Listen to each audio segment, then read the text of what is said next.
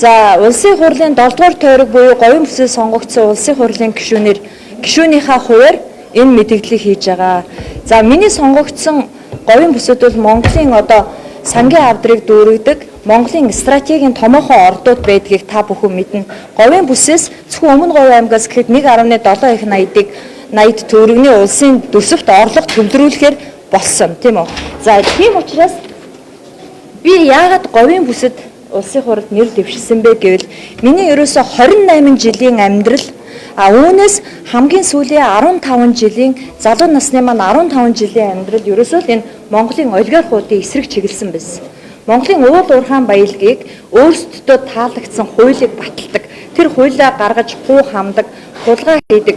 Үе үеийн засгийн газар, үе үеийн ерөнхий прокурор, үе үеийн шүүхийнхэн, үе үеийн цагдаагийн дарга нар, үе үеийн улсын хурлын дарга, ерөнхий легч нартай хуульдсан сүлжээг би 28 жилийн турш 90 сурвалжлах сэтгүүлч байхдаа удаа дараагийн нэвтрүүлэг, ярилцлага нийтлэлээр дандаа илчилж ирсэн. Сая Монгол улсын засгийн газар энержи ресурсыг ухаан худгийг лөөрээр авсан гэдгийг мэдэгдээд улсын хурал руу тогтоолын төслийг оруулсан байгаа. За засгийн газар дээр ажлын хэсгийг хууль зүйн сайд алтан гэрэл ахалсан. За би говийн бүсийн гишүүн. За ухаан худаг манай говийн бүсд байдаг. Өмнө Говь аймгийн зохицсон суманд байдаг. Надад бүх баримтууд хангалттай байсан. Удаа дараа энэ лөөврийг илчилж ирсэн, энэ хулгайг илчилж ирсэн. Хинч тоогоогүй. Одоо тоож байна. Тийм учраас би засгийн газрын байр суурийг дэмжээд улсын хурал дээр хянан шалгах дэд хороо байгуулж ажиллахын төлөө өнөөдрөөс эхлээд манлайлж ажиллана. За би одоо улсын хурлын гишүүн болсон учраас бүх баримтууд, бүх одоо улсын нууцад авагдсан материалууд миний өмнө нээлттэй болсон. Тэгэхээр энэ бол зөвхөн сэтгүүлчийн хүрээнд ажиллаж исэн баримтууд. Өнөөдрийг хүртэл намайг шүүхээр хэн нэгнийг гүтгсэн зүйл ангиар яллаа. Би 90 сурвалжлах сэтгүүлчийг нэр төртөө хашиж ирсэн энэ албыг. Би улсын хуралд сонгогдсон гол шалтгаан маань шудраг ёсыг тогтоох. Сэтгүүлч хүн, 90 сурвалжлах хүн улсын хурлын гишүүн болвол хэрхэн ажилдаг, яаж хэвлэл мэдээлэлтэй ард түмэнтэйгээ ажилдаг вэ гэдгийг үзүүлэхийн төлөө улсын хурлын хянан шалгах эрх мэдлийг хэрэгжүүлэхийн төлөө говийн бүсэд сонгогдсон улсын хурлын гишүүн. Би сая 21 аймгаа тойрсон. 21 аймагт зөвхөн баялагын тэгш бус хуваарлтын тухай ярьж байна. Ард түмэн ядуу байгааг ярьж байна. Шудраг ёс тогтохгүй байгааг ярьж байна. Тийм учраас ухаан худаг дээр би улсын хурлын хянан шалгах дэд хороог ажилуулахын тулд өнөөдрөөс эхлээд баланкан дээрээ гарын үсэг зуруулах ажиллагааг эхлүүлнэ. 32 гишүүн зурснаар энэ ажиллагаа явагдах ёстой. Хамгийн түрүүнд өөрийнхөө одоо нэр дэвшил сонгогдсон арчилсан намд хандана. За та бүхэнд би нэг шинэ баримт танилцуулах гэсэн юм. Энержи ресурс компани 2009 оноос 2021 он хүртэл 12 жилийн хугацаанд илүү амнаад төлсөн гэдгээр Монгол улсын засгийн газрын тогтоолыг хүчингүй болгох гэж шүүхэд өгсөн. За амнаад гэж юу юм? Монгол улсад өнөөдөр хүчин төгөлдөр мөрдөгдөж байгаа хуулиар газрын хэвлэл болон газрын гадарга дээр байгаа байгалийн тогтц бүхий нөөцийг төр хувийн хөвшил юм уу өөрсдөө хамтарч эзэмсэн компанид ашиглуулсныхаа татварыг төлөхийг хэлдэг. Энержи ресурс энэ хууль үйлчлэхгүйгээд Монголын төрөөс 209.6 тэрбум төгрөгийг нэхэмжилсэн байгаа. 3 шатны шүүх хангаж шийдвэрлсэн.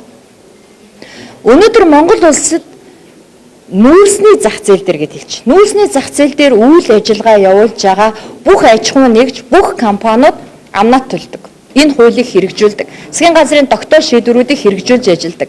Ганцхан энержи ресурс энэ тогтоол шийдвэр хамаагүй гэж байна. Яагаад гэвэл 23 жилийн хугацаатай 2033 он хүртэл засгийн газартай байгуулсан доктортой байдлын гэрээ гэж байна. Доктортой байдлын гэрчилгээ гэж байгаа. Тэрийг биднэрт харуулах ёстой. Энержи ресурс компанид өнөөдөр ямар хууль үйлчилгээг бид мэдэх хэрэгтэй. Бусад компаниуд болохоор тэр хуулинд захирагддаг. Энержи ресурс болохоор захирагддаггүй. За тэгээ ухаан худгийг яаж авсныг та бүхэн олон жилийн туршид мэдж байгаа байх гэж би бодож байна. 5 толгойн 4%, 96%-ыг улсад буцааж төлсөн гэдэг боловч 4% нь нийт одоо тэнд байгаа 8.1 тонн нүүрсний нөөцийн 24%-тэй тэнцсэн.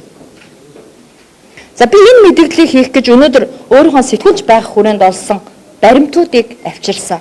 Одоо бид нэг тийшээ асуудлыг шийдэх ёстой.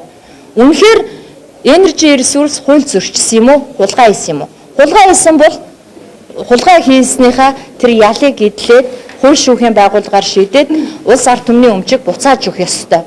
А хэрвээ energy resource-ийн зөв юм бол Монголын төр дуугүй байгаа татвараа явах ёстой.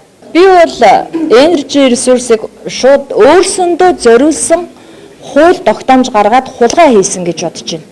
Хууль баталж хулгай хийдэг. Эсвэл шууд лөөвөр хийдэг. Улсын хурлын гишүүдийг олноор нь санхүүжүүлдэг. Нэг хэсэг Монголын засгийн газар Централ Тааварт хуралддаг байсан. Одоо ч хэвээрээ байгаа байх гэж би бодож байна. Тэгэхээр энэ болгоныг бид нар дасан зогсоох хэрэгтэй байхгүй юу? Эрдэнэтийн 49% лөөвөр яг ингэж явсан. Би энэ дээр 2 цуврал нэвтрүүлэг хийсэн. Маргааш нь бүх хүмүүсийн баривчилж исэн. Тэгэхээр би та бүхэнд сэтгүүлч хүн бол баримт түшиж ярьдаг. Миний ярьсан өнөөдрийн энэ дотроос ямар нэгэн зүйл худлаа явах юм бол би хуулийн хариуцлага хүлээхэд бэлэн. Одоо бол би тангараг өргөсөн бүрийн эрхийг хэрэгжүүлж байгаа улсын хурлын гишүүн. Тийм учраас хуулийн дагуу улсын их хурл дээр улсын хурлынхаа гишүүдтэй хамтарч ажиллана. Улсын хурлын гишүүд бол хууль сахиулна, хууль биелүүлнэ гэж тангараг өргөсөн учраас энэ асуудалд нэгдмэл байр суурьтай оролцох байхаа гэж бодож байгаа. Засгийн газрыг тууштай дэмжиж ажиллана. МСС-ийн охин компаниудаас хандив авсан гишүүд бол байгаа. Гэхдээ би тэдрийг хуулийнхаа талд өргөсөн тангарагтай үнэнч байх гэж бодож जैन тэгж уриалж байгаа. Энэ бол хэрэв дэлхийд гарсан бол энэ маппинг систем шүү дээ. Та бүхэн мэдж байгаа шүү. Улсын хурлын гишүүдэд хандив өргөөд санхүүжүүлээд компанийн дитгээд нүүрсний ковот өгөөд дуугүй байлгадаг, коноп дардаг, конопыг худалдаж авдаг. Засгийн газрын үйл ажиллагаанд шууд саад учруулдаг. Засгийн газрын шийдвэрийг захиалдаг. Энэ бол Монголын хамгийн том мап. Гэхдээ ганцхан энэ мапын жишээ energy resource-ээр дуусахгүй. Дараагийн олон компаниудыг миний л хувьд илчлэх болно гэж бодож байна.